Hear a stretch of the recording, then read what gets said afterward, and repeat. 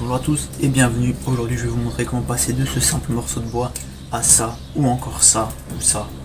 Avant de commencer je vais avoir besoin d'un bon morceau de bois, donc j'ai décidé de choisir du buis, c'est ce que j'utilise principalement parce que c'est très dur comme bois. Donc non, il faut que ce soit du bois sec, là c'est pas le cas, j'ai eu envie de tester de sculpter du bois vert. Donc on verra bien ce que ça donne. C'est parti pour découper un morceau tout simplement. Donc maintenant que j'ai un bon morceau de bois, je vais pouvoir commencer à le découper avec une scie.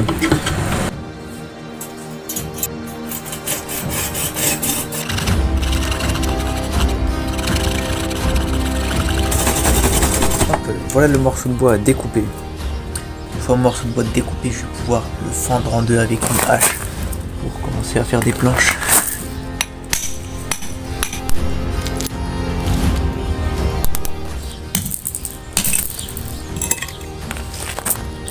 Voilà le bois fendu en deux.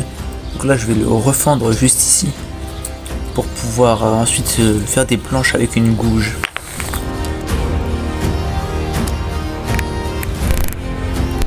Petit problème, je sens que le bois est quand même très tendre quand on voit, ce qui est pas normal pour du buis. J'espère que ça va pas trop impacter le résultat final, que ce soit du bois vert, on verra bien. Maintenant que j'ai un semblant de planche, je vais pouvoir le rapetisser pour que ça soit plus fine et pour qu'elle soit plate et lisse. Voilà la planche coupée, donc elle est parfaite, elle est assez fine, c'est plutôt sympathique. Donc d'habitude je demande à un ébéniste de me le faire, mais là c'était un petit peu petit. Donc c'est des planches comme ça, là c'est quand même beaucoup plus pratique de faire avec ça, mais bon, là vu que je voulais travailler sur ce bois là, j'ai directement fait moi-même avec une hache. Du coup maintenant que j'ai une bonne planche, je suis de dessiner un petit dessin. Donc j'ai pris des formes assez simples comme ceci. Et je vais le coller dessus pour pouvoir découper les contours avec une scie et après le sculpter. Il risque d'avoir quelques tremblements.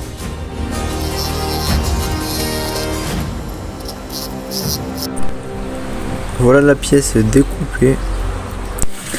Une fois le motif découpé, je vais pouvoir le coller sur une petite planche pour pouvoir le sculpter plus facilement.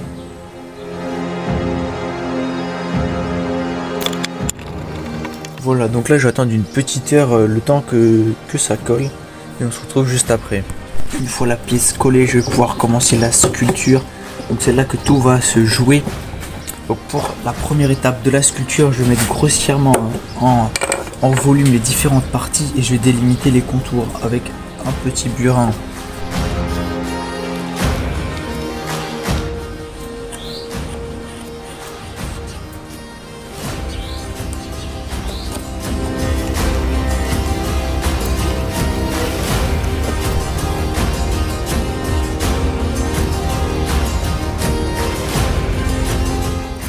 Les volumes ont été mis en place, donc là je vais pouvoir commencer la finition un petit peu. Je vais mettre des petits détails, des petits trucs.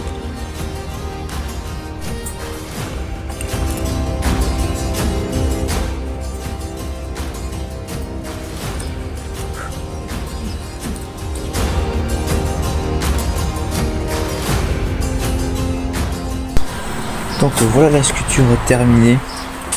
Je vais pouvoir détacher la pièce. Ça, il me suffit de donner un petit coup d'outil en dessous comme ça. Hop là, maintenant qu'elle est détachée, je vais pouvoir reprendre au papier de verre tout le dessous.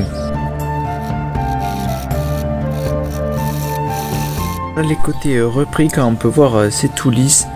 Donc là, il me suffit de faire un petit trou pour pouvoir attacher la tâche. Donc voilà le trou percé. Donc je vais vérifier si l'attache rentre bien dedans. Hop là, c'est parfait. Donc là, je vais pouvoir cirer la pièce. Donc là, je vais mettre un petit peu de cire et d'huile pour pouvoir faire ressortir tous les détails. Donc je vais laisser sécher tout ça et on se retrouve sûrement demain le temps que ça sèche. Voilà la cire qui a séché. Je vais pouvoir illustrer la pièce avec une petite brosse pour faire briller le tout.